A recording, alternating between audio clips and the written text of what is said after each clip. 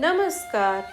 मनोभाव चैनल में आपका स्वागत है। जब भी हम भगवान को सच्चे मन से पुकारते हैं और उन्हें याद करते हैं, अच्छे कर्म करते हैं, तो भगवान हमारी सहायता करने किसी न किसी रूप में जरूर आते हैं।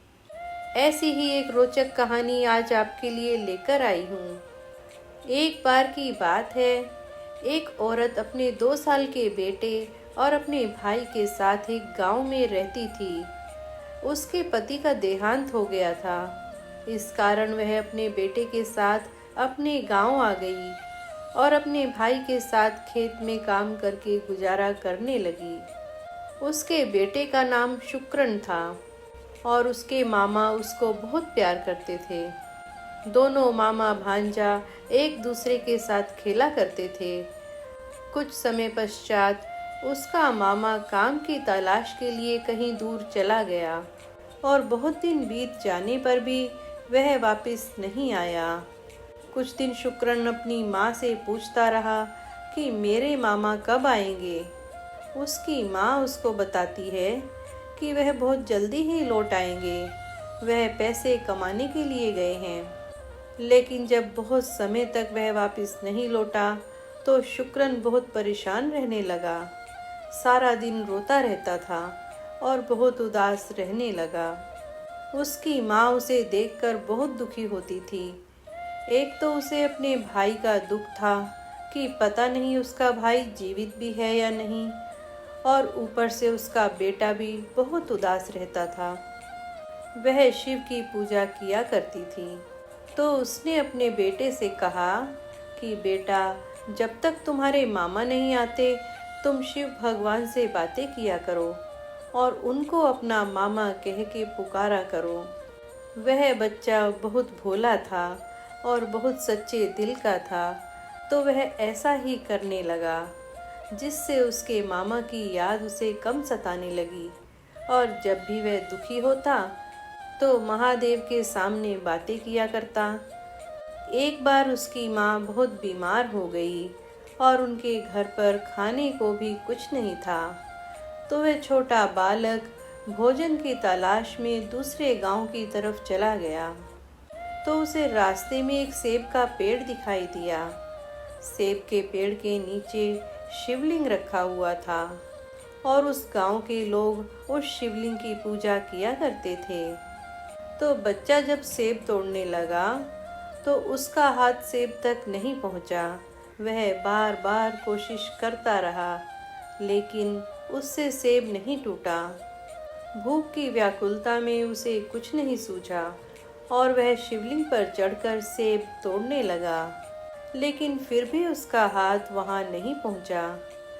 इतने में ही कुछ गांव वाले वहां पर आ गए और उन्होंने शुक्रन को बहुत जोर से धमकाया और कहा कि तुमने यह क्या कर दिया, भगवान तुम्हें माफ नहीं करेंगे और साथ में हमारे गांव वालों को भी इसकी सजा मिलेगी। उधर वह बालक गर्मी की वजह से पसीने से लथपथ था। जब वह शिवलिंग पर चढ़ा तो कुछ पसीने की बूंदें शिवलिंग के ऊपर गिर गई, जिसे देखकर भगवान को उस पर बहुत दया आई कि मेरा भक्त पसीने से लथपथ भूखा प्यासा फिर रहा है। गांव वालों ने उससे पूछा कि तुम शिवलिंग पर क्यों चढ़ गए। शुक्रन गांव वालों के चिल्लाने से बहुत डर गया और वह वहीं बैठकर रोने लगा। जब सभी गांव वाले वहां से चले गए तो भगवान वहां पर प्रकट हुए, वो भी एक साधारण से रूप में, और शुक्रन से बोले, तुम्हें क्या चाहिए। तो उसने कहा, कुछ नहीं, मुझे भूख लगी है, मुझे कुछ खाने को चाहिए। तो भगवान ने उसे सेब तोड़कर दिए और कुछ समय पश्चात भगवान ने कहा कि तुम्हें जो चाहिए मांग लो, और भगवान ने अपना असली रूप धारण कर लिया। तो बच्चे ने कहा कि मेरी माँ को ठीक कर दो, वह बहुत बीमार है। भगवान कहने लगे, बस इतनी सी बात, कुछ और मांग लो। तो उसने कहा कि मेरे मामा वापस आ जाएं। तो भगवान ने उसको कहा कि बहुत जल्दी तुम्हारे मामा वापस आ जाएंगे। यह सुनकर बच्चा बहुत खुश हो गया और जब वह घर गया तो उसने देखा कि उसकी माँ भी बिल्कुल ठीक हो गई है और उसने अपनी माँ को वह सारी घटना बताई जो उसके साथ घटी थी। उसने अपनी माँ को बताया कि भगवान ने मुझे सेब तोड़ कर दिए और मुझे कहा तुम्हारे मामा जल्दी वापस आ जाएंगे। यह सुनकर एक बार तो उसकी माँ बहुत खुश हुई और फिर उसकी आंखों में आंसू आ गए कि हे भगवान, तूने बच्चे को यह कैसा वादा कर दिया है। कुछ दिनों बाद भगवान उसके मामा का रूप धारण करके उसके घर के बाहर आए और जोर से आवाज लगाई, शुक्रन, मेरे भांजे, कहाँ हो, मैं आ गया हूँ। तो शुक्रन और उसकी माँ दौड़कर बाहर आए। शुक्रन अपने मामा की गोद में चढ़ गया। यह देखकर उसकी माँ बहुत प्रसन्न हुई, लेकिन उसकी प्रसन्नता कुछ देर की ही थी। कुछ देर बाद वह सोचने लगी कि मेरा भाई तो अब इस दुनिया में नहीं है। जब रात हो गई तो वह समझ गई कि यह मेरा भाई नहीं है, यह तो स्वयं भगवान उसके भाई का रूप धारण करके आए हैं।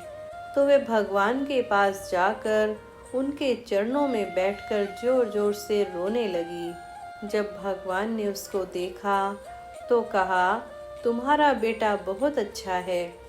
मैं तुम्हारे बेटे के कोमल मन से बहुत प्रसन्न हूँ, जिसके कारण मुझे आना ही पड़ा, नहीं तो मेरा किया हुआ वादा झूठा हो जाता। अगले दिन सुबह भगवान शुक्रन से कहते हैं कि मैं पैसे कमाने के लिए शहर वापस जा रहा हूँ। वहाँ पर मेरा बहुत बड़ा काम है, मेरा जाना जरूरी है। जब भी तुम्हें मेरी याद आए तो तुम मुझे दिल से पुकार लेना, मैं तुम्हारे पास जरूर आ जाऊंगा।